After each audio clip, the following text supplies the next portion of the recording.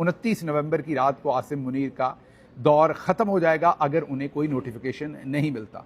Notification तो दूर की बात, उन्होंने तो पूरे आइन की ही धज्जियां उड़ा दी और अब नया आइन लिख दिया है अपने इक़्तिदार के लिए। तो आज आपको कौमी असम्बली का अहवाल भी देंगे, वहाँ पर क्या कुछ हुआ। लेकिन पहले जो सबसे बड़ी खबर है जिसमें बम मारा है ज़ोर से, अब वो पता नहीं किसने मारा है, मतलब किस दहशतगर्द ने मारा है, वो तो आप ही ने फैसला करना है। लेकिन जो जिरगा हुआ आज, उसमें बम मारा है। आप परेशान हो गए होंगे कि क्या जिरगे वाली जगह पर कोई बम मारा गया है? नहीं, ऐसा नहीं है, वहाँ नहीं।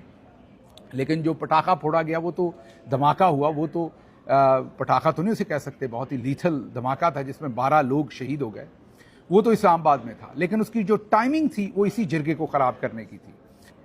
सुहेल अफरीदी ने जो अपनी तकरीर की उसमें उन्होंने कहा कि जो बंद कमरों में बनने वाली पॉलिसी हमें मंजूर नहीं है।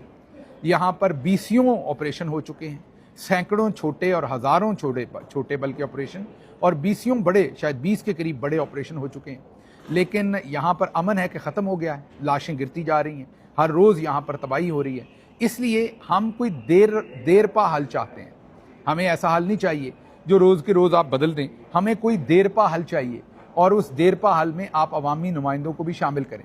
फिर उन्होंने ये कहा कि ये जो जिरगा हमने बुलाया है, हम मुसल्लत नहीं करेंगे कोई भी हल, हम चाहते हैं कि ये जिरगा हमें बताए और तमाम पार्टीज, अपोजिशन की पार्टीज भी बताएं कि क्या ऐसा हल हो जो खैबर पख्तूनख्वा की हुकूमत जिस पर अमल करे और मुल्क इस सूबे के अंदर अमन हो। उन्होंने कहा हमारे सूबे को तो लेबॉर्ट्री बना दिया, यहाँ पर तजर्बे हो रहे हैं। वाजे किया उन्होंने 3-4 चीज़ें, देर पा अमन चाहिए, सारे स्टेक होल्डर्स को साथ मिला के चाहिए, शॉर्ट टर्म हमें हल नहीं चाहिए, लॉन्ग टर्म चाहिए। वफाकी नुमाइंदा गवर्नर की तरफ शायद उन्होंने इशारा किया कि वो हमारा मुकदमा वहाँ पेश करें, और अगर जो वफाकी हुकूमत है वो नहीं मानती तो फिर गवर्नर हमारे साथ मिलकर खड़ा हो सूबे के लिए। ऐसा नहीं है कि हम अंदर एक दूसरे के खिलाफ सियासत करें।